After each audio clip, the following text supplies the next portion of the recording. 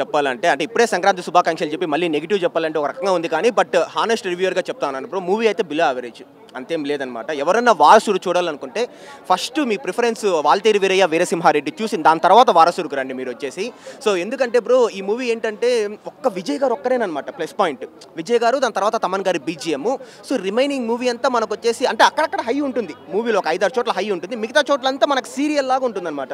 స్లోగా సాగుతూ ఉంటుంది, బోరింగ్, అవి కూడా కొత్త ఎమోషన్స్ అంటే కాదనమాట. అలాంటివి మనం ఎన్నో చూస్తాం, ఎన్నో నెంబర్ ఆఫ్ ఇయర్స్ నుంచి మనం చూస్తాము. సో అందుకనే నాకు మూవీ అయితే బిలో యావరేజ్ అని నాకు అనిపించింది.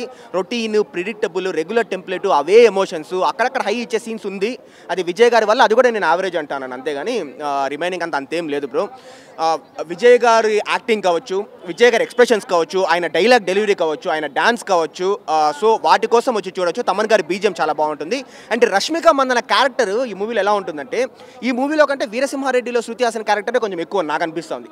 ఎందుకంటే సాంగ్స్ ఉన్నప్పుడు మాత్రమే ఇంకా రష్మికని పిలిచినట్లు ఉన్నారనమాట ఈ మూవీలో వచ్చేసి.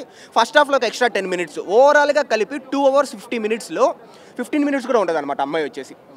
సో 15-20 minutes ఉంటుంది అంతే సాంగ్స్తో కలిపి, అంతే బ్రో. సో అది ఓవరాల్గా ఏంటంటే బిలో యావరేజ్ మూవీ. అండ్ నాకు బాగా నచ్చింది ఏంటంటే ఈ మూవీలో విజయ్ గారి డైలాగ్స్ సో అంటే డిఫరెంట్గా చాలా బాగుంది అనమాట. ఒక పక్క ఫన్నీగా చెప్తా ఉంటాడు, ఒక పక్క సీరియస్గా చెప్తా ఉంటాడు. ఇప్పుడు ఫన్నీగా ఒక డైలాగ్ చెప్తానంటే విజయ్ గారిది, అడ్డంగా బలిసిన పిల్లి వచ్చి పులి ముందరకు వచ్చి అరబిక్ కుత్తు డాన్స్ చేసింది, ఆ పులి దాన్ని తట్టుకోలేక అడ్డంగా బలిసిన పిల్లిని పులిహోర చేసి పంపించింది, సో నేను పులిని నువ్వు పిల్లివి అని చెప్తాడనమాట. సో విజయ్ గారు అట్లాంటి డైలాగ్స్ చెప్పడము. అండ్ మాము ప్రేమైనా సరే భయమైనా సరే నాకేదైనా నువ్వు ఇచ్చేటప్పుడు నువ్వు ఒకసారి ఆలోచించుకోనివ్వు, ఎందుకంటే నా గురించి నీకు తెలియదు కదా, నాకేదైనా ఎవరైనా ఇస్తే వాళ్ళకి నేను ట్రిపుల్గా ఇస్తాను.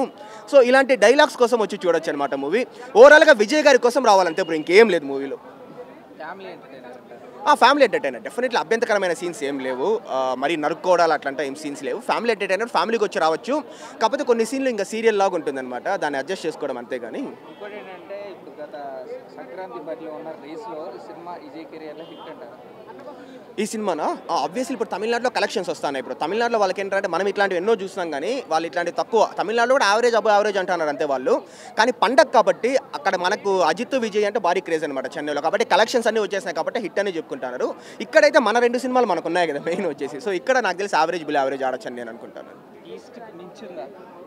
ఈస్ట్ మూవీ కంటే మించిందా?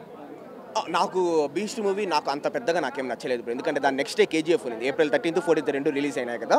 సో బీస్ట్ ఫస్ట్ రిలీజ్ అయింది, నాకేందో కొంచెం డిఫరెంట్ ఎక్స్పెక్టేషన్స్ పోయినాను, అంత ఏం నాకు ఎక్కలేదు.